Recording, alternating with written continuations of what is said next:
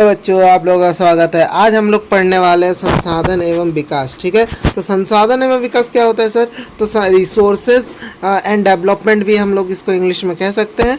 तो इसी को हम लोग संसाधन एवं विकास कहते हैं।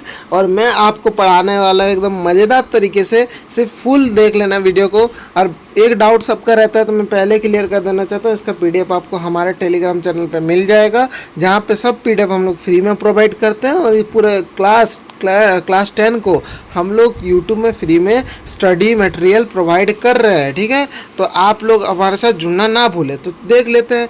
तो पहला हम लोग पढ़ाएंगे संसाधन होता क्या है सर। इसके बाद हम पढ़ाएंगे कि संसाधन दो प्रकार के होते हैं, मैंने इधर लिख भी दिया है।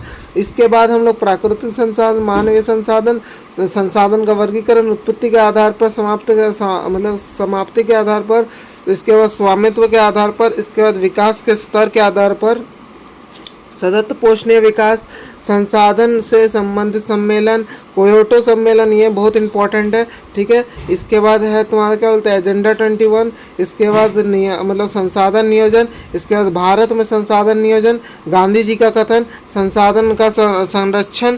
ठीक है, इधर ही ख़त्म नहीं होता। इसके बाद होता है भू संसाधन, भू उपयोग, भूमि निम्नीकरण, संचारीय उपयोग। इसके बाद है आप लोगों का मृदा संसाधन। इसके बाद मृदाओं का वर्गीकरण, जलोढ़ मृदा, काली मृदा, लाल और पीली मृदा, लेटराइट मृदा, मरुस्थलीय मृदा, और आप लोगों का पर्वतीय मृदा। तो इतना सारा पॉइंट जो है हम लोग आपका आज क्लियर करने वाले हैं और पूरे चैप्टर को ऑलमोस्ट हम लोग कंप्लीट करेंगे। ठीक है, वाले हैं कि हम लोग जो देखने वाले हैं आज, संसाधन होते क्या हैं। तो संसाधन पहला पॉइंट जो है ना हम लोग क्लियर कर लेते हैं। इसमें सिर्फ इतना ही बताएगा, संसाधन जो मनुष्य के काम आने वाली चीज़ें होती है। जैसे आप फ़ोन लेकर भी बैठे होगे, मैं जो ये वाला वीडियो देख रहे होगे, तो वो भी आपका मोबाइल जो है एक संसाधन है। ठीक है, जैसे देखो कॉपी, पेन, बोर्ड, या कोई भी चीज़ हो, एक्सेट्रा एक्सेट्रा, सब कुछ संसाधन होते हैं।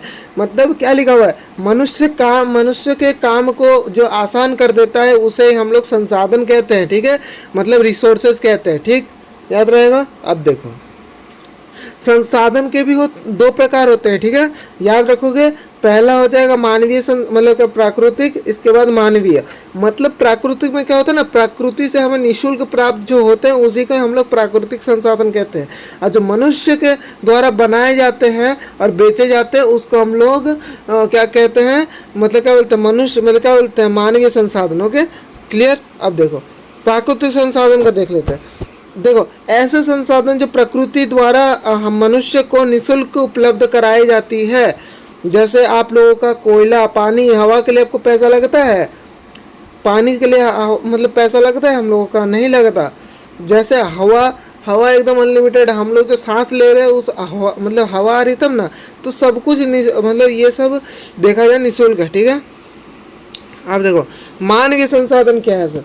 मानवीय संसाधन ऐसे संसाधन जो मनुष्य द्वारा बनाए जाते हैं और हम उसका मतलब शुल्क के साथ देना पड़ता है। जैसे मनुष्य ने कोई मोबाइल बनाया, जैसे ये वाला जो आपके हाथ में जो मोबाइल है किसी ने तो बनाया होगा, अगर रियलमी का है, ओप्पो का, किसी भी कंपनी का हो, बट आप मतलब किसी कंपनी ने बनाया होगा तो एक दाम निर्धारित किया होगा कि नहीं, इस दाम पे हम लोग इसको बेचेंगे। तो इसको हम लोग मानवीय संसाधन कहेंगे, ना कि प्राकृतिक संसाधन। तो प्राकृतिक संसाधन मतलब होता है प्रकृति द्वारा हमें निःशुल्क प्राप्त होते हैं, उसको हम लोग प्राकृतिक संसाधन कहते हैं। ठीक है, अब देखो संसाधन का वर्गीकरण किसे कहते हैं, मतलब कितने भागों में बटा गया। देखो, संसाधन का वर्गीकरण निम्न प्रकार किया जा सकता है। कितना? 4 प्रकार इधर मैंने लिखा हुआ है, और 4 प्रकार ही होते भी है। उत्पत्ति के आधार पर, समाप्ता के आधार पर, स्वामित्व के आधार पर, और विकसित स्तर के आधार पर। ठीक है, याद रहेगा। अब देखो, अब उत्पत्ति के आधार पर जैव और अजैव संसाधन होता है। ठीक है, ऊपर में भी लिखा हुआ था, अच्छे से पढ़ लेना। ठीक है, जैव और अजैव संसाधन होता है। तो उत्पत्ति के आधार पर 2 प्रकार के होते हैं। तो जैव क्या होता है? तो जैव ये होता है जो सजीवों जैसी क्रियाएं करती हो। ठीक है, देखो क्या लिखा हुआ है, ऐसे संसाधन जिनमें सजीवों जैसी क्रियाएं होती हो, जैसे पेड़ पौधे, जानवर, मनुष्य या एक्सेट्रा आदि, जो भी तुम्हें लेना है वो भी ले सकते हो। देखो, इसके बाद है अजैव संसाधन, जिसमें सजीवों जैसी क्रियाएं नहीं होती हो। क्लियर? ठीक है, याद रखेगा। तो डेफिनेशन में क्या लिखा हुआ है याद रखना। देखो, तो ऐसे संसाधन जो सजीवों जैसे क्रियाएं नहीं करते हो, जैसे पर्वत पहाड़ कभी भी हिलते डुलते हुए कभी देखे हो? कभी हिलते डुलते नहीं देखे हो। और नदी जो है वो क्या बोलते हैं, मतलब क्या बोलते हैं, मतलब सजीवों जैसे क्रिया करती है? नहीं करती है, ठीक है। इसके बाद जैसे देखो, अगर बोलोगे कि सर क्या बोलते हैं पेड़ पौधों में कैसे क्या बोलते हैं वो लोग सजीव हो गए, तो मैं ये मतलब वो लोग तो क्या बोलते हैं प्रकाश संश्लेषण के द्वारा अपना खाना ग्रहण तो करते हैं, तो उसी को हम लोग क्या बोलते हैं कह देंगे जो वो सजीवों जैसे क्रिया करते हैं। पहाड़, इसके बाद पर्वत नदी ये सब कर सकते हैं ऐसा खाना ग्रहण कर सकते हैं? नहीं कर सकते, वो लोग सजीवों जैसे क्रिया नहीं करते हैं, वो निर्जीव है, ठीक है, याद रहेगा। अब देखो आगे देखते हैं। अब मतलब समाप्तता के आधार पर देखो, तो समाप्तता के आधार पर नवीकरणीय अनवीकरणीय, सिंपल सा चीज़। नवीकरणीय ऐसा होता है जो भौतिक और रासायनिक प्रक्रिया द्वारा पुनः प्राप्त किया जा सकता है, ठीक है। और जो अनवीकरणीय होता है उसको हम लोग मतलब कोई भी मतलब प्रक्रिया लगा दे उसको पुनः प्राप्त करना मतलब नामुमकिन है, ठीक है, नहीं प्राप्त कर सकते। देखो क्या है, एक बार यूज करने पर और नहीं प्राप्त कर सकते। देखो नवीकरणीय संसाधन क्या कहता है, ऐसे संसाधन जिनको भौतिक तथा रासायनिक क्रियाओं द्वारा पुनः प्राप्त किया जा सकता है, जैसे सौर ऊर्जा जो सूरज है उसका जो ऊर्जा है वो कभी भी कम होगा? कभी भी नहीं। सूरज जो हम लोग का सूर्य है वो हर दिन आता है, ठीक है, उसका जो ऊर्जा कभी कम नहीं होता। पवन ऊर्जा जैसे हवा मतलब कभी भी कम होता है? कभी भी कम होगा? नहीं होगा, ठीक है। इसके बाद जल ऊर्जा कभी भी कम होगा? नहीं होगा, मतलब एक बार खत्म हो जाए फिर से मिल जाएगा, क्योंकि इतना तो है ही हमारे पास। देखो इसके बाद देखो अनवीकरणीय संसाधन, ऐसे संसाधन जो मतलब जिन्हें पुनः प्राप्त नहीं किया जा सकता। कोयला को एक बार यूज कर लोगे और बहुत मुश्किल से बहुत सालों बाद मैंने सुना है कि कोयला फिर से उसी फॉर्म में आएगा, बट बहुत सालों बाद, ठीक है, तो उसको हम लोग पुनः प्राप्त नहीं कर सकते। अगर पेट्रोल को जो पेट्रोलियम होता है उसको अगर आप लोग को मतलब खर्च कर दिए गाड़ी चलाते हुए कहीं पे, उसको पुनः प्राप्त कर सकते? इम्पॉसिबल, वो चल गया है, ठीक है, ऐसे ही। तो देख लो इसका स्वामित्व के आधार पर क्या है, स्वामित्व के आधार पर तो निजी संसाधन, इसको हम निजी संसाधन मतलब होता है ऐसे संसाधन जो मतलब किसी एक खास व्यक्ति के हो, ठीक है। जैसे आपका जो घर है जो यहाँ पर बैठे वो आपका पापा का होगा, ठीक है। इसके बाद जो आप लोगों का कार है, जो अगर आपका कार बाइक साइकिल कुछ भी हो बट वो आपका ही है, ठीक है। इसके बाद देखो मतलब बहुत सारा जैसे आपके पास एक पर्सनल मोबाइल है जो आपसे देख रहे हो, वो पर्सनल मोबाइल आपका, तो ये आपका व्यक्तिगत संसाधन हो गया, ठीक है। इसको व्यक्तिगत संसाधन भी कहते हैं। निजी संसाधन किसे कहते हैं? ऐसे संसाधन जिन पर किसी खास व्यक्ति का अधिकार होता है उसे हम लोग निजी संसाधन या व्यक्तिगत संसाधन कहते हैं। जैसे घर, कार, बाइक, मोबाइल, जितना भी चीज़ें मतलब आप जान सको, ठीक है। देखो अब सार्वजनिक संसाधन में क्या आ जाता है, जो मतलब मतलब जो पूरे समुदाय जो भी है, आप जहाँ पे भी रहते हो शहर में गांव में, सबका उसमें अधिकार होता है। जैसे देखो ऐसे संसाधन जो सबके लिए उपलब्ध कराए जाते हैं, जो किसी एक व्यक्ति के लिए नहीं होते, जैसे मंदिर, शमशान गृह, स्कूल, पार्क, ये सब किसी एक व्यक्ति के नहीं। स्कूल में कोई एक व्यक्ति का कोई मतलब अगर पॉलिटिशियन हो कुछ हो तो एक व्यक्ति जाएगा? नहीं जा सकता, उतना नहीं है, ठीक है। इसके बाद मंदिर किसी एक का नहीं होता, शमशान गृह के किसी एक का नहीं होता, स्कूल तो किसी एक का होता ही नहीं है। तो वैसे ही ये सार्वजनिक संसाधन है जो मतलब जो सबके लिए उपलब्ध कराए जाते हैं, ठीक है। अब देखो अब क्या है, राष्ट्रीय संसाधन क्या है, जो ऐसे संसाधन जो देश के अंदर स्थित हैं और मतलब संसाधन तथा ये 200 नॉटिकल मील मतलब NM का मतलब होता है नॉटिकल मील, ठीक है। नॉटिकल मील मतलब तब जो भी संसाधन है उसे राष्ट्र संसाधन कहा जाएगा। जैसे देखो हम लोग नीचे वाला चीज़ बना रहे हैं, देखो ड्राइंग थोड़ा ख़राब है बट देखो जो नीचे वाला हम लोग का जैसे मतलब क्या बोलते हैं जगह है भारत का, वो देखो इधर से इधर तक, देखो मान लो कि 200 नॉटिकल मील इधर है, ठीक है। इधर में अगर सोना गोल्ड मिला, ठीक है, गोल्ड मिला तो किसका होगा? भारत का होगा, भारत का अधिकार होगा, यस भारत का अधिकार होगा, ठीक है। अंतर्राष्ट्रीय में इसका ही उल्टा है कि मतलब इसका उल्टा नहीं है, इसके थोड़ा अपोजिट है। देखो, समुद्री सीमा से 200 नॉटिकल मील से आगे पाए जाने वाले संसाधन को अंतर्राष्ट्रीय संसाधन कहेंगे। अगर कोई देश से 200 नॉटिकल मील से भी आगे कोई संसाधन मिलेगा, वो पूरे मतलब विश्व के देशों का ही होगा, मतलब कोई एक देश का अधिकार नहीं होगा। याद रहेगा। चलो देखो आगे देखो, विकास के स्तर के आधार पर क्या क्या है, संभावित संसाधन। ठीक है, तो संभावित संसाधन में क्या कहता है कि उपलब्ध है पर सही उपयोग नहीं हुआ। ठीक है, हमारे पास उपलब्ध है, वो कोई चीज़ उपलब्ध तो है, बट हमारे पास वो उपयोग नहीं हुआ है अभी तक। जैसे देखो, जैसे राजस्थान में सौर ऊर्जा, ठीक है। तो देखो इसके बाद क्या है, मतलब विकसित संसाधन जो है, ठीक है, जिनका मतलब सर्वेक्षण हो चुका है और मतलब मात्रा निर्धारित की जा चुकी है। ठीक है, भंडार, ठीक है। तो भंडार क्या है कि पर्यावरण में उपलब्ध है पर तकनीकी अभाव में उपयोग नहीं हो पा रहा है। जैसे पर्यावरण में हमारे भारत में बहुत कुछ चीज़ें हैं जिससे हम लोग कुछ नया इन्वेंट कर सकते हैं, बट हमारे पास जो मतलब तकनीकी अभाव है, टेक्नोलॉजी का अभाव है।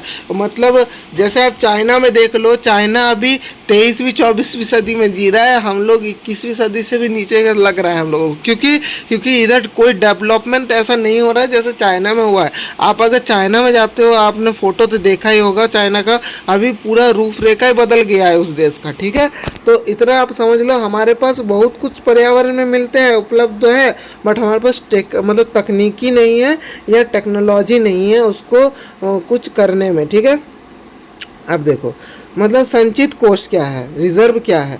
तकनीकी ज्ञान से मतलब उपयोग संभव है, तकनीकी ज्ञान से उपयोग तो संभव है, परंतु भविष्य के लिए बचाया रखा गया है।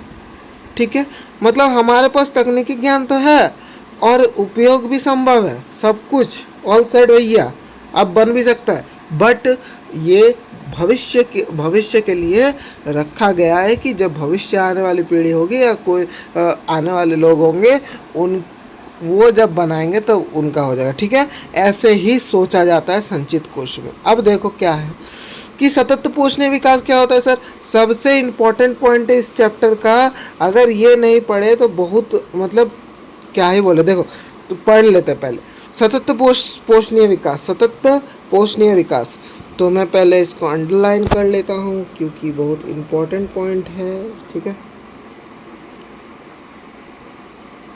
नहीं चलो, तो सतत पोषणीय आर्थिक विकास का अर्थ है कि विकास पर्यावरण को, देखो मैं समझा तो इस चीज़ को अच्छे से समझा देता हूँ। देखो सतत पोषणीय विकास क्या कहता है पता है, हम लोग जो पानी को ऐसे ही फेंक देते हैं, मतलब भोजन क्या करते हैं, चालू रख देते हैं नल को, मतलब कोई फिक्र ही नहीं है। ठीक है, और हम लोग बहुत सारी चीज़ों का मतलब पेड़ को काट देते हैं कभी भी, मतलब कुछ भी हो, जैसे रेलवे ट्रैक है इधर। ठीक है, रेलवे ट्रैक है इधर, एक पेड़ लगा हुआ है, ठीक है, ड्राइंग खराब। देखो पेड़ लगा हुआ है, इधर अटक रहा है, इधर बहुत पास में पेड़ लगा हुआ है, तो क्या करेंगे, पेड़ को ही काट देंगे।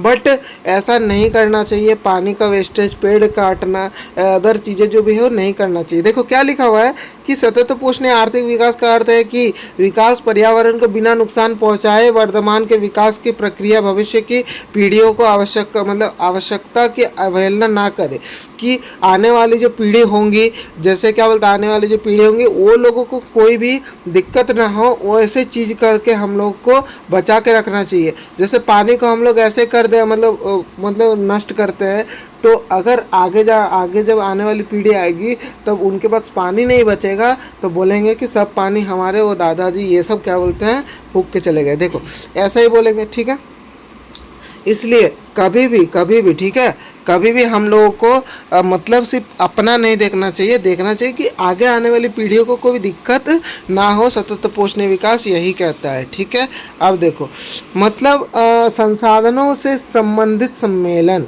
ठीक है, तो देखो प्रथम पृथ्वी सम्मेलन, देखो सबसे इम्पोर्टेंट है। अगर सर यही सवाल आपको पूछेंगे, मैं मतलब लिख के दे देता हूँ, ठीक है। अगर इस चैप्टर से पूछेंगे ना, एक सवाल ये होगा कि प्रथम पृथ्वी सम्मेलन कब और कहाँ हुआ था। तो प्रथम पृथ्वी सम्मेलन 1992 में रियो डी जेनेरियो में हुआ था। ब्राज़ील का राजधानी है, ठीक है, रियो डी जेनेरो जो ब्राज़ील का राजधानी है। 1992 में प्रथम पृथ्वी सम्मेलन हुआ था। अगर बोले सर कि द्वितीय पृथ्वी सम्मेलन कहाँ हुआ था, तो द्वितीय पृथ्वी सम्मेलन की बात करें तो 1997 में न्यूयॉर्क, मतलब अमेरिका, संयुक्त राष्ट्र अमेरिका में हुआ था, जो क्या बोलते हैं +5 सम्मेलन भी कहा जाता है। अब देखो तृतीय पृथ्वी सम्मेलन, तो तृतीय पृथ्वी सम्मेलन कब हुआ था, वो हुआ था 2002 में, मतलब जोहान्सबर्ग में हुआ था, दक्षिण अफ्रीका जोहान्सबर्ग में हुआ था, ठीक है। तो ये याद रहेगा कि कब और कहाँ हुआ था। मैं फिर से रिपीट करता हूँ, मतलब प्रथम पृथ्वी सम्मेलन 1992 रियो डी जेनेरियो ब्राज़ील की राजधानी। द्वितीय पृथ्वी सम्मेलन 1957 न्यूयॉर्क, संयुक्त राष्ट्र अमेरिका में, +5 सम्मेलन भी कहते हैं। तृतीय पृथ्वी सम्मेलन 2002 जोहान्सबर्ग में, दक्षिण अफ्रीका, ठीक है। अब देखो अब क्या लिखा हुआ है कि प्रत्येक 5 वर्ष बाद ये सम्मेलन आयोजित किया जाता है, ठीक है। अब बोलोगे सर कि प्रथम पृथ्वी सम्मेलन में कितने व्यक्ति शामिल थे, तो देखो मैं तुम्हें बताता हूँ, आगे लिखा हुआ है। मैंने तो सब रिसर्च कर, मतलब पूरा आपको लिख के दिया है सब चीज़ें, ठीक है। देखो कोयोटो सम्मेलन, अगर हो सकता है आपके बुक में हो बना हो, ये आपका थोड़ा ज़रूरी है पॉइंट है, हो सकता है इस साल नहीं बुक में आया हो, बट एक बार चेक कर लेना, ठीक है। कोयोटो सम्मेलन जापान में हुआ था 1957 में। ग्लोबल वार्मिंग से बचने के लिए सम्मेलन ये आयोजित किया गया था। 1957 जापान में बुलाया गया था। 6 गैसों को जिम्मेदार ठहराया गया था, ठीक है। मीथेन, CO2, SO2, मतलब CFC, HFC, PFC। तो एक बार सर्च भी करके देख सकते हो, पूरा एकदम मतलब कोयोटो सम्मेलन के बारे में और जान सकते हो। इधर जितना आपका चैप्टर में दिया गया उतना मैंने बता दिया आपको। ग्लोबल वार्मिंग से बचने के लिए, ग्लोबल वार्मिंग जो हम लोगों का प्रदूषण फैल जाता है, उससे बचने के लिए ये वाला सम्मेलन क्या बोलते हैं आयोजित किया गया था। तो क्या बोलते हैं यही है, 1997 में जापान में बुलाया गया था। 6 गैस थे, मीथेन थी, ठीक है, मीथेन थी। इसके बाद CO2, SO2, CFC, HFC और PFC। याद रहेगा, गैसों के नाम याद रख लेना, अगर एग्जाम में आएगा तो लिख के आना, ठीक है। देखो आगे देखते हैं। एजेंडा 21 क्या था सर? एजेंडा 21 क्या था? 21 में ही समझ आ रहा है कि 20वीं सदी में आया था, क्योंकि देखो एजेंडा 21 नाम था, ठीक है। प्रथम पृथ्वी सम्मेलन कब हुआ था? 1992 में। और मतलब उसका सम्मेलन का नाम क्या पड़ा था, मतलब क्यों पड़ा था, ठीक है, नाम क्यों पड़ा था, वो 21वीं सदी था इसीलिए, ठीक है, इसीलिए।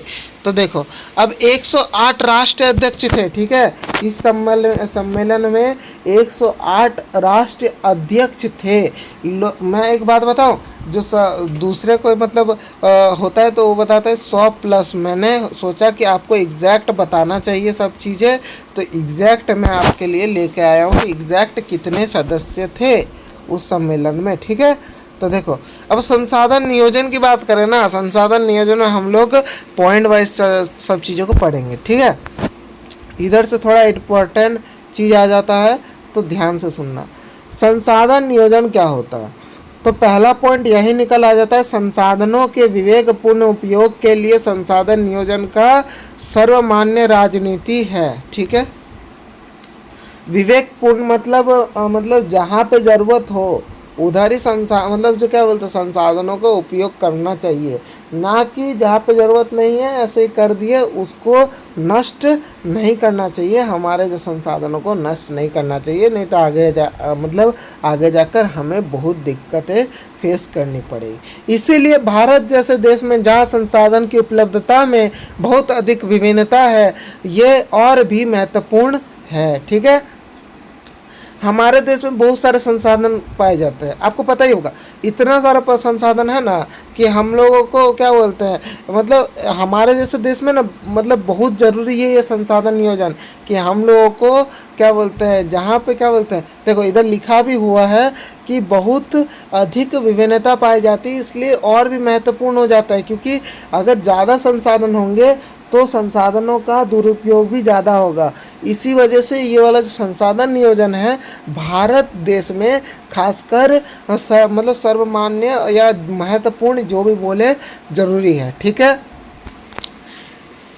आगे देखो, यहाँ ऐसे प्रदेश भी है जहाँ एक तरफ के संसाधनों का मतलब प्रचुरता है, परंतु दूसरे तरफ के संसाधन की कमी भी है, ठीक है। तो इसमें हमें इतना ही कहा गया है कि ऐसे कुछ प्रदेश है, मतलब बोल सकते राज्य भी है, जहाँ पे कोई ऐसा संसाधन का प्रचुरता है, ठीक है, मतलब कोई ऐसा संसाधन का प्रचुरता है। आगे जाके मैं एक दो क्या बोलते हैं लूँगा, नाम भी लूँगा, ठीक है, तो या वेट करना।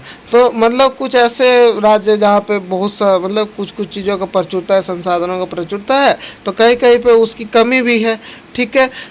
जैसे आप लोग का अरुणाचल प्रदेश में जल की कमी नहीं है, बट राजस्थान में जल की कमी है, पता ही होगा आपको, याद है ना, ठीक है भैया। अब देखो, अब क्या बताया जा रहा है कि कुछ ऐसे प्रदेश भी हैं जो संसाधनों की उपलब्धता के संदर्भ में आत्मनिर्भर हैं, और कुछ ऐसे भी प्रदेश हैं जहां महत्वपूर्ण संसाधन की अत्यधिक कमी है। मतलब क्या बोला जा रहा है, कुछ ऐसे प्रदेश भी हैं जहाँ पे संसाधन की उपलब्धता बहुत है, ठीक है, संसाधन एकदम मतलब है भी और आत्मनिर्भर है उनके लिए, ठीक है, वो खुद बना सकते हैं उस चीज़ों के लिए। और कुछ ऐसे प्रदेश भी है जहाँ पे क्या बोलते हैं, जहाँ महत्वपूर्ण संसाधनों की अत्यधिक कमी भी है, क्योंकि वो उस संसाधन को नहीं बना सकते, याद रहेगा। अब देखो क्या है, राजस्थान में पवन ऊर्जा और सौर संसाधनों की बहुत है, मतलब बहुत है, लेकिन जल संसाधन की कमी है भैया। जैसे मैंने ऊपर में कहा आपको, लद्दाख का शीत मरुस्थल देश के अन्य भागों में अलग पड़ता है। जो लद्दाख का जो शीत मरुस्थल देश है ना, उधर क्या बोलते हैं अलग अलग भागों में, अलग अलग राज्यों में अलग अलग टाइप से पड़ता है। तो ये सब क्या हो गया, आप लोगों के संसाधन नियोजन हो गए। तो अच्छे से आपको समझ आ रहा है, कमेंट करके बताना कि सर आप बहुत अच्छे समझा रहे हो, तो थोड़ा मोटिवेशन मिलेगी, तो और अच्छे तरीके से मैं आपको सब चीज़ों को क्लियर करता चलूँगा, ठीक है। अब देखो, भारत में संसाधन नियोजन, क्योंकि जैसे हम लोगों ने ऊपर में पढ़ा, भारत में भी तो संसाधन नियोजन मतलब क्या बोलते हैं बहुत महत्वपूर्ण है, क्योंकि हम लोगों का क्या बोलते हैं बहुत सारे संसाधन हैं, बहुत सारे रिसोर्सेज हैं हमारे इधर, इसलिए विभिन्न प्रकार के संसाधनों हैं, तो हम लोग उसका विवेकपूर्ण उपयोग कैसे करेंगे, तो इधर से हम लोग को पता लगेगा कैसे करेंगे, ठीक है। देखते हैं तो भारत में संसाधन नियोजन तो देख लेते हैं। तो भारत में मतलब संसाधन नियोजन एक जटिल प्रक्रिया है जिसमें जिसमें निम्नलिखित स्वप्न है, ठीक है, तो देख लेते हैं। तो देश के विभिन्न प्रदेशों में संसाधन को पहचान कर उनकी तालिका बनाना, एक मतलब जैसे एक कागज़ लिए हम लोग, और इसमें हम लोग एक एक तालिका बना रहे हैं कि किस देश में कौन से संसाधन की अधिकतर उधर मिलता है और कौन से संसाधन उस जगह नहीं मिलता, ठीक है। और इस कार्य में क्षेत्रीय मानचित्र बनाना और संसाधन का गुणात्मक मतलब अनुमान लगाना एवं मापन, ठीक है, मतलब सब चीज़ को हम लोग एक तालिका में लिख के सब कुछ मतलब गुणात्मक रूप से मतलब अनुमान लगाते हैं और उसको मापते हैं कि कहाँ पे किस चीज़ का कमी और कहाँ पे किस चीज़ का अधिकतम है, ठीक है। क्योंकि देखो आगे जब हम लोग बढ़ेंगे तब हम लोगों को पता चलेगा कि कहाँ पे जलोढ़ मिट्टी पाई जाती है, कहाँ पे हम लोगों को काली मिट्टी पाई जाती है, कहाँ पे लेटराइट मिट्टी पाई जाती है, और मतलब बाद बाकी सब कुछ मिट्टी पाई जाती है। तो वो सब एक तालिका बनाया गया था, तब ना हमको पता चला था कि कहाँ पे क्या चीज़ पता चलता है। देखो आगे मैं दिखाता हूँ आपको किस भारत मतलब संसाधन विकास मतलब योजनाएं लागू करने के लिए प्रौद्योगिकी और कौशल और मतलब स्थगित नियोजन ढांचा तैयार करना। इसके बाद संसाधन विकास योजनाओं और राष्ट्रीय विकास योजना मतलब सामान्य करना, ठीक है। तो देखो आगे देख लेते हैं। अब गांधी जी का एक कथन था, ठीक है, गांधी जी का एक कथन था जो वेरी वेरी इंपॉर्टेंट है, एग्जाम में कभी और पूछा जाता है, ठीक है। देख लेते हैं, गांधी जी का एक कथन था। तो गांधी जी का यही कथन था कि आप लोगों को ठीक, देखिए गांधी जी मतलब जो एक कथन था कि संसाधन नियोजन को लेकर गांधी जी का कथन, ठीक है, गांधी जी का कथन नियोजन को लेकर गांधी जी का जो कथन था ये था कि, एक मिनट में फिर से मार्किंग कर देता हूँ, ठीक है। अब देखें कि ये था कि हम लोगों को बताया जा रहा है कि हमारे पास, ठीक है, हमारे पास पेट मतलब पेट भरने के लिए बहुत कुछ है परंतु पेटी भरने के लिए नहीं, ठीक है। इसका मतलब यह निकलता है हमारे पास मतलब पैसे हैं, ठीक है, इनकम तो है, बट उतना नहीं कि हम लोग पेटी भर के ले जाएंगे, ठीक है। ऐसा भी आप समझ सकते हैं, इस कथन के थ्रू आप लोगों को समझ आ रहा है। मतलब हमारे पास पेट भरने के लिए मतलब पेट भरने के लिए संसाधन बहुत है, ठीक है, पेट भरने के लिए संसाधन बहुत है, बट हम लोग पेटी भरने के लिए संसाधन नहीं है हमारे पास भैया, ठीक है। तो इसमें क्या कथन क्या है कि हमारे पास पेट भरने के लिए बहुत कुछ है परंतु पेटी भरने के लिए नहीं। अब देख लेते हैं कि संसाधन का संरक्षण कैसे किया जा सकता है, ठीक है। तो देख लेते हैं, अंतर्राष्ट्रीय पर व्यक्तिगत तरीके से संसाधन संरक्षण की वकालत 1868 में क्लब ऑफ रोम ने की थी। क्लब ऑफ रोम ने क्या किया था कि मतलब क्लब ऑफ रोम ने क्या किया था कि मतलब एक वकालत की थी, मतलब संसाधन नियोजन के बारे में एक वकालत की थी। कब? 1968 में, ठीक। अब देख लेते हैं कि मतलब तत्कालीन बोल सकते हैं तत्कालीन 1974 में सोमेश्वर ने अपनी पुस्तक स्मॉल इज ब्यूटीफुल में इस विषय पर गांधी जी के दर्शन की एक बार फिर पुनर्वृद्धि की, ठीक है। 1974 में मतलब ऐसे पूछा जाएगा कि कौन सी किताब में गांधी जी का मतलब पुनर्वृद्धि किया गया, ठीक है, फिर से पुनर्वृद्धि किया गया मतलब दर्शन दिखे, तो वो होगा आप लोगों का स्मॉल इज ब्यूटीफुल। आगे देख लेते हैं। आगे है कि 1887 में ब्रूंडलैंड आयोग रिपोर्ट द्वारा विश्वविक स्तर पर संसाधन संचरण में मूलधार योगदान किया गया और इस रिपोर्ट में सतत पोषणीय विकास का कल्पना प्रस्तुत की। देखेंगे कि भू संसाधन होते क्या हैं। तो भू संसाधन के बारे में बात करें तो ये हम लोगों को एक बनाना पड़ेगा। 1 मिनट में आपको बना के दिखाता हूँ, ठीक है, बना के दिखाता हूँ। देख रहे हो आप, आपको दिखाई तो दे ही रहा होगा ये वाला चीज़। अब हम लोग इसको 2 भागों में बांट देंगे। स्ट्रेट लाइन करने के लिए क्या करना पड़ेगा कि हम लोगों को इधर से लेके स्ट्रेट लाइन देना पड़ेगा और इधर से एक स्ट्रेट लाइन देना पड़ेगा, ठीक है। अब देखिए इतना देख लिए। अब हम लोग इस चीज़ को अच्छे से लिखेंगे। जैसे इधर 43%, ठीक है, इधर 43%, इधर 27%, आपका क्या बोलते हैं पर्वत 30% है ना, तो पठार 27% और पर्वत 30%, याद रहेगा। तो इस चित्र से ये समझ आया कि इस तरफ जो भी है वो सब हम लोगों के मैदानी इलाके हैं। इसके बाद इस तरफ जो है, इस तरफ हम लोगों के पठार हैं और इस तरफ जो है, इस तरफ हम लोगों के पहाड़ हैं। तो याद हो गया, तो इसमें कोई दिक्कत नहीं होनी चाहिए। तो क्या लिखा हुआ है, भूमि का संसाधन के रूप में प्रयोग करना भू संसाधन कहलाएगा। मतलब भूमि का भी संसाधन के प्रयोग मतलब हम लोग कैसे निकाले, कैसे कि हम लोग को क्या बोलते हैं ये सब दिया गया है, ठीक है, बुक में। तो ये सब आपको मिल ही जाएगा, तो एक बार पढ़ लेना और याद कर लेना। इधर से पूछा जाता है कि मतलब कितने % मैदानी है और कितने % आप लोगों को पठार या पर्वत है, ऐसा पूछा जाता है एग्ज़ाम में। और इस साल भी क्लास 10 के एग्ज़ाम में पूछा गया है, ठीक है, याद रहेगा। तो इस साल मेरे हिसाब से पठार वाला मैंने देखा था, इस साल पठार वाला पूछा गया था, तो याद रखना अच्छे से, ठीक है।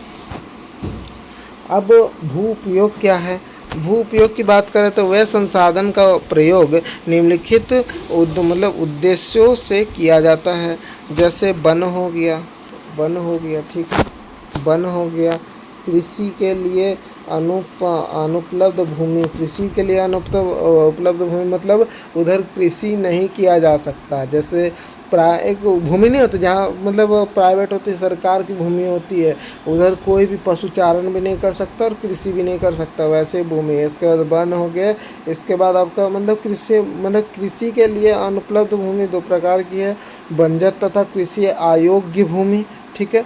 बंजर भूमि होगी तो कृषि नहीं किया जा सकता, मतलब बहुत सालों तक उधर कृषि नहीं किया गया होगा तो उधर कृषि होना नामुमकिन सा लगेगा, क्योंकि उधर कृषि नहीं हुआ है तो थोड़ा मुश्किल होगा सब कुछ उत्पाद करना, कृषि करना। इसके बाद गैर कृषि परियोजना में लगाई गई भूमि, तो गैर कृषि परियोजना में लगाई गई भूमि जैसे सड़क एक गैर कृषि कार्य मतलब गैर कृषि परियोजना में लगाई गई भूमि है, ठीक है। मतलब वो सड़क कोई कृषि के लिए नहीं लगाई गई है कि कृषि कर सकता है, ठीक है। अगर कोई दुकान लगा दे उस साइड क्या बोलते हैं अलग अलग कॉर्नर साइड में, तो वो कृषि के लिए नहीं होगी, वो बेचने के लिए होगी दुकान, और सड़क सबके जाने के लिए होगी, ना कि कृषि के लिए होगी। याद रहेगा सब चीज़ें। मैं जितना भी सिंपल टाइप से समझाना चाह रहा हूँ आप लोगों को समझ आ रहा है तो कमेंट करके बताना। इसके बाद है प्रतिभूमि के मतलब अतिरिक्त अन्य कृषि अयोग्य भूमि, तो इसमें क्या हो जाएगा, स्थानीय चौराहे तथा अन्य गोचर भूमि, ठीक है। स्थानीय चौराहे जो मतलब क्या बोलते हैं, अगर मान लो कि झारखंड के अंदर क्या बोलते हैं धनबाद, जो है धनबाद का जो चौराहा है, तो जो धनबाद में रहते हैं उनको पता होगा, धनबाद में जो चौराहे हैं उसके अन्य गोचर भूमि, इस समय क्या होगा कि कृषि के लिए मतलब प्रतिभूमि के लिए अतिरिक्त अन्य कृषि अयोग्य भूमि, ठीक है। और आ गया तो नहीं हो सकता, ठीक है। विविध वृक्ष, इसके बाद फसलें तथा उपवनों के अधीन भूमि, ठीक है, जो शुद्ध बोए गए क्षेत्र में शामिल नहीं है, ठीक है, शुद्ध बोए गए क्षेत्र में शामिल नहीं है। इसके बाद आ जाता है कृषि अयोग्य बंजर भूमि, जहां 5 से अधिक वर्षों तक खेती ना की गई हो। जैसे मैंने आपको ऊपर में कहा कि जो क्या बोलते हैं बंजर भूमि का यही मतलब निकलता है कि बहुत सालों तक उधर कोई भी कृषि नहीं की गई हो, तो उसे हम लोग बंजर भूमि कहते हैं, ठीक है, 5 से अधिक सालों तक। इसके बाद प्रतिभूमि का होता है सर, प्रतिभूमि होता है वर्धमान प्रति, तो इसका क्या हो जाता है, जहाँ एक कृषि मतलब वर्ष या उससे कम समय से खेती ना की गई हो। मतलब एक वर्ष, देखो मतलब एक ईयर से भी मतलब कम, ठीक है, एक ईयर से भी कम समय तक खेती ना की गई हो, उधर हम लोग बोलेंगे वर्धमान भूमि।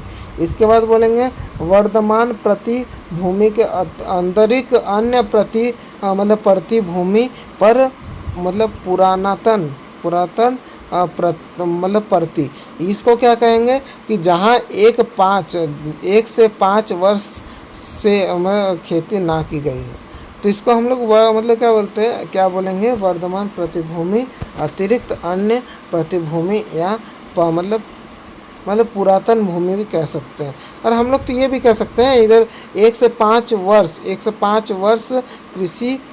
कृषि वर्ष से खेती ना की गई हो, ठीक है, इसको हम लोग बंजर भूमि कह सकते हैं, जैसे हम लोगों ने ऊपर पढ़ा, ठीक है। अब देखो अब शुद्ध क्या है, इसको निबल भी कहा जाता है, तो शुद्ध बोए गए क्षेत्र क्या है, तो चलिए पढ़ते हैं, मज़ा आएगा इसको पढ़ने में, कि वे भूमि जिस पर फसलें उगाई एवं काटी जाती है।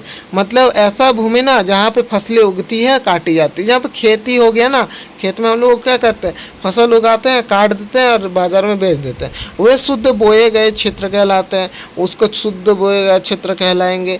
इसके बाद एक कृषि वर्ष एक से, ठीक है, एक कृषि वर्ष से एक बार से अधिक बोए गए क्षेत्र को शुद्ध बोया गया क्षेत्र में जोड़ दिया जाए तो सफल कृषि क्षेत्र कहलाता है। याद रहेगा अच्छे से चीज़, मैंने एकदम सिंपल टाइप से आपको बोला ये चीज़। देखो आगे देखो, भूमि निम्नीकरण, भूमि का अलग होना और क्या बोलते हैं और संरक्षण उपाय क्या है, ठीक है। अब देखो भूमि निम्नीकरण सबसे अधिक कहाँ होता है, कमेंट करके बताओ तो इंडिया में। देखो आगे देखते हैं, आगे देखते हैं। ये मतलब भूमि एक ऐसा संसाधन है जिसका उपयोग हमारे पूर्वज करते आ रहे हैं, ठीक है। हमारे पूर्वज भी करते थे भूमि का उपयोग। अब किस लिए करते थे थोड़ा रिसर्च करके बताना। तथा मतलब अभी पीढ़ी मतलब आने वाली पीढ़ी भी इसी भूमि का उपयोग करेगी। अब आप बोलेंगे कि आने वाली पीढ़ी तो टेक्नोलॉजी का उपयोग करेगी जी, नहीं। देखो जितना भी टेक्नोलॉजी आ जाए भूमि का जगह थोड़ी छीन सकता है, तो मतलब कुछ ना कुछ काम होगा आगे जाके भी हो सकता है, ठीक है। आगे देख लेते हैं कि हम भोजन, मकान और कपड़े की अपनी मूल विशेषताओं का 95% भाग भूमि पर मतलब प्राप्त करते हैं। जो मतलब हमारा भोजन होता है, मकान होता है, कपड़े होते हैं कि मूल विशेषताएं होती है, जो अधिक विशेषताएं होती 95% भूमि से हमें प्राप्त होता है।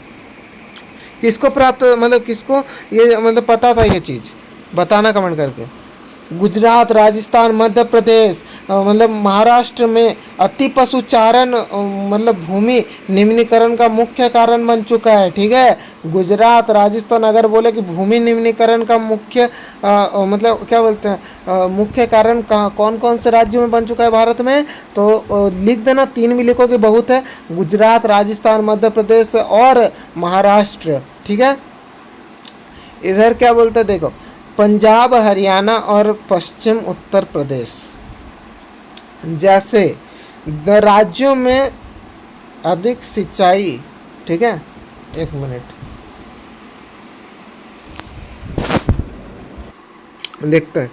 पंजाब, हरियाणा और पश्चिम उत्तर प्रदेश जैसे राज्यों में अधिक सिंचाई भूमि निम्नीकरण के लिए उत्तरदायी है, ठीक है। मतलब अधिक सिंचाई होती है उधर, क्योंकि उधर अधिक वर्षा होती है। आपको पता होगा पंजाब में ऐसी वर्षा होती है कि पूरा एकदम हम लोगों का जो कंधा होता है ना उस लेवल पे पानी चला आता है। देखा होगा जो हमारे पंजाब से देख रहे होंगे, ठीक है। तो देख लो पंजाब, हरियाणा, पश्चिम उत्तर प्रदेश जैसे राज्यों में अधिक सिंचाई भूमि निम्नीकरण के लिए उत्तरदायी है।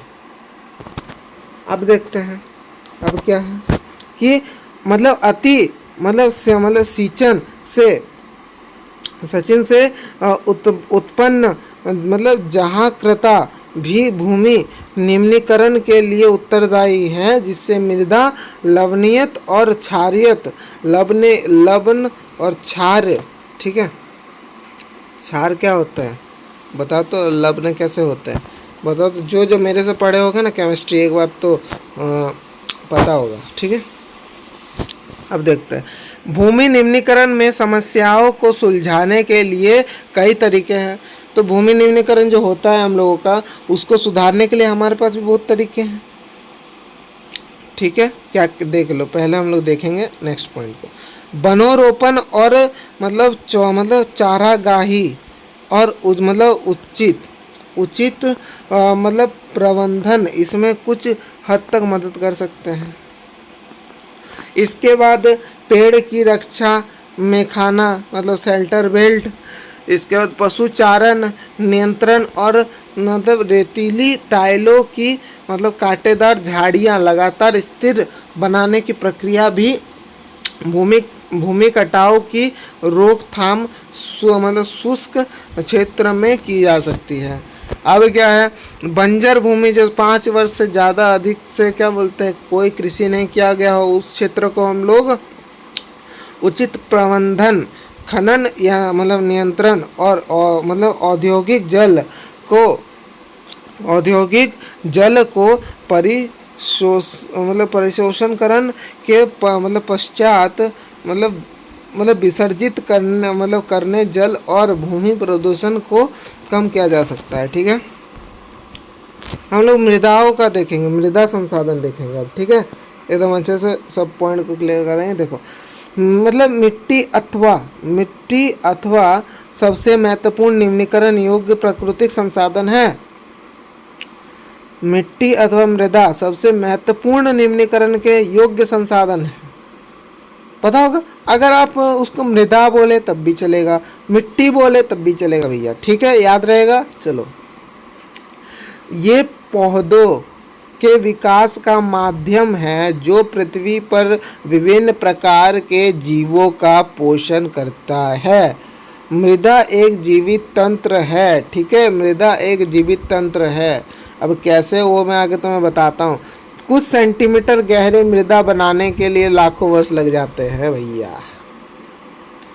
मतलब कोई देखो, कुछ सेंटीमीटर, सेंटीमीटर समझते हो ना, सेंटीमीटर, किलोमीटर, मिलीमीटर, तो बहुत सारे होते हैं ना। तो मतलब सेंटीमीटर, ठीक है, मिलीमीटर नहीं, सेंटीमीटर। तो सेंटीमीटर गहरी मृदा को बनाने में भी लाखों साल लग जाते हैं भैया, ठीक है, बनने में भी लाखों साल लग जाते हैं। अब देखो क्या क्या है। मृदाओं का वर्गीकरण 6 भागों में करा गया है, ठीक है, याद रहेगा। तो क्या क्या होगा देख लो कि भारत में अनेक प्रकार की उच्चवचन भूमि आकृतियाँ, जलवायु और वनस्पतियाँ पाई जाती है। इस कारण अनेक प्रकार की मृदा विकसित हुई है। देखो क्या क्या हुई है जी। जलोढ़ मृदा, काली मृदा, लाल और पीली मृदा, लेटराइट मृदा, मरुस्थलीय मृदा और पर्वतीय मृदा, ठीक है। अब देखेंगे जलोढ़ मृदा क्या होता है ना, उपजाऊ टाइप होती है। देखना तुम्हें लिखा देखेगा, अच्छे से देख लेना। तो जलोढ़ मृदा के बारे में बात करते हैं। इस मृदा का निर्माण गंगा, सिंधु, ब्रह्मपुत्र नदियों के द्वारा बहकर लाई गई निचेयों की कारण हुआ है, ठीक है। और ये अधिक उपजाऊ है, किसी भी तरह की मतलब खेती इसमें कर सकते हैं। इसके साथ साथ मतलब कैसे कैसे खेती, देखो धान, गेहूँ, सरसों, गन्ना और अधिक है। मैंने 4 लिखा है एग्जाम्पल के लिए। उत्तर भारत में सर्वोच्चम पाई जाती है। उत्तर भारत में ऐसा नहीं है कि वो मतलब उपजाऊ है इस वजह से क्या बोलते हैं सब जगह पाई जाती है, नहीं, उत्तर भारत में सर्वोच्चम पाई जाती है, सर्वाधिक या सर्वोच्चम जो बोलो पाई जाती है, ठीक है। आगे देख लेते हैं। आयु के आधार पर भी नाम रखा गया है। तो ये वाला नाम आता है, ठीक है, कि नई जलोढ़ मृदा खादर, पुरानी जलोढ़ मृदा बांगर। याद रखोगे, क्या बोलोगे सर, नई जलोढ़ मृदा खादर, पुरानी जलोढ़ मृदा बांगर, याद रहेगा। चलो आगे देखते हैं। काली मृदा में सबसे ज़्यादा किस चीज़ की खेती होती है, जल्दी जल्दी बताना। तो लिखा तो हुआ है, ये सब तो देख देख के बता देंगे। चलो, काली मृदा बहुत महीन कणों अर्थात मृदिका से बनी होती है। जो कण होते हैं बहुत महीन होते हैं, ठीक है, बहुत छोटे छोटे कण होते हैं, ठीक है, छोटे छोटे कण होते हैं, छोटे छोटे कण होते हैं, मैंने बना दिया, छोटे छोटे कण होते हैं, ठीक है, महीन कणों की तरह होते हैं, एकदम महीन होती है, ठीक है। इसके बाद इसकी नमी धारण करने की क्षमता बहुत अधिक होती है। अगर वो महीन छोटे छोटे कण लेके आता हो, बहुत महीन कणों को लाता हो, तो वो क्या बोलते हैं उसका जो नमी धारण करने की क्षमता मतलब ऑब्वियसली होगी, अच्छे से होगी, ठीक है, बहुत होगी। इसके अलावा वे मृदा है कैल्शियम कार्बोनेट। ये मृदा क्या है, कैल्शियम कार्बोनेट, मैग्नीशियम मतलब पोलेस और चूने जैसी मतलब पौष्टिक तत्वों से मतलब परिपूर्ण होता है। ये वाला जो मृदा होता है ना, इसके अंदर कैल्शियम कार्बोनेट, मैग्नीशियम, पोलेस और चूना जैसे पौष्टिक तत्व परिपूर्ण होते हैं, मतलब अंदर ये सब पाए जाते हैं। परंतु इसका फास्फोरस की मात्रा कम होती है, ठीक है, फास्फोरस की मात्रा कम होती है, मतलब पी की मात्रा कम होती है, ठीक। आगे देख ले, क्लियर है। अब देखो, नमी धारण की क्षमता अधिक होती है, रंग काला होता है लोहा ऑक्साइड के कारण, लोहा ऑक्साइड के कारण, लोहा ऑक्साइड मतलब आयरन ऑक्साइड। आयरन ऑक्साइड का सूत्र क्या होता है जी, आयरन से Fe+O, ठीक है, Fe3O2, ठीक, ये होता है आपका सूत्र, याद रहेगा। अब देखो आयरन ऑक्साइड का, अब अन्य रेंगुर मृदा, ठीक है। और कोई दूसरा नाम लेंगे जी तो बोलेंगे कि हाँ जी देंगे, क्यों नहीं। रेंगुन होगा, रेगुर होगा, ठीक है। थोड़ा ऊपर नीचे लिखा गया है, मैनेज कर लेना। रेंगुर मृदा, ठीक है, रेंगुर याद रहेगा। सर्वाधिक महाराष्ट्र और गुजरात में पाई जाती है। जैसे मैंने आपको क्या कहा कि कोई भी मतलब चीज़ हो भारत में क्यों ज़रूरी है, उसका क्या बोलते हैं, एक तालिका बनाना। क्योंकि देखो हमें पता कैसे चलेगा कि कौन से राज्य में कौन सी मृदा पाई जाती है अधिकतम, तो हमें इससे ही पता चलेगा, ठीक है, इससे भी पता चलता है। तो देख लो सर्वोत्तम मतलब सर्वाधिक कहाँ पाई जाती है, महाराष्ट्र और गुजरात में। और अधिक कौन सी खेती होती है, वो होती है कपास खेती होती है। मतलब काली मृदा की बात आई, पहला तुम्हारे जुबान में रहना चाहिए सर, कपास की खेती होती है। क्योंकि ये वाला प्रश्न प्रत्येक बार एग्जाम में इम्पोर्टेंटली पूछा जाता है, ठीक है, याद रहेगा। अब देखो लाल और पीली मृदा क्या है, ठीक है, तो देख लेंगे। लाल मृदा दक्कन पठार के पूर्वी और दक्षिणी हिस्से में खेदर मतलब आग्नेय चट्टानों पर कम वर्षा वाले भागों में विकसित हुआ है, ठीक है। इसके बाद है लाल और पीली मृदा की वो मतलब उड़ीसा, छत्तीसगढ़, मध्य गंगा मैदान में दक्षिणी छोर पर और पश्चिमी तट की पहाड़ी पद पर पाई जाती है। हमें दो क्या बोलते हैं, 2-3 चीज़ भी मिल गए जो हम लोग एग्जाम में लिख के आ सकते हैं सर, आ सकते हैं ना जी। उदास मतलब उड़ीसा, छत्तीसगढ़, मध्य गंगा मैदान के दक्षिणी छोर पर, ठीक है, इतना भी लिख दो बहुत है। देखो इसके बाद इन मृदाओं का काल मतलब लाल रंग खेदर मतलब अग्निश्य रूप मतलब रूपांतरित चट्टानों में लोह धातु के प्रसार में कारण होती है, ठीक है, आयरन के कारण होती है, एफ ई, ठीक है, आयरन के कारण।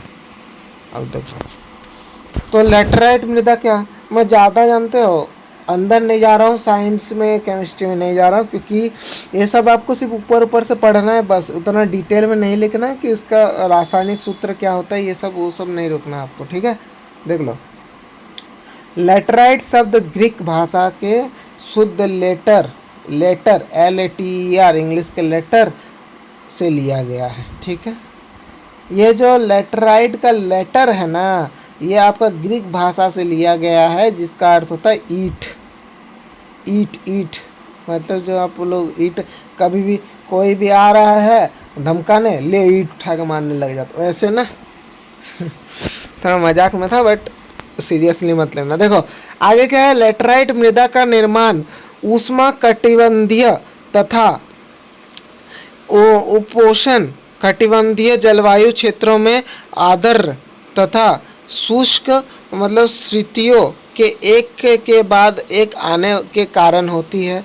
यह भारी वर्षा से अत्यधिक निक्षेलन मतलब लीचिंग, ठीक है, निक्षेलन मतलब लीचिंग का परिणाम करता है, ठीक है। आगे देख लेते हैं।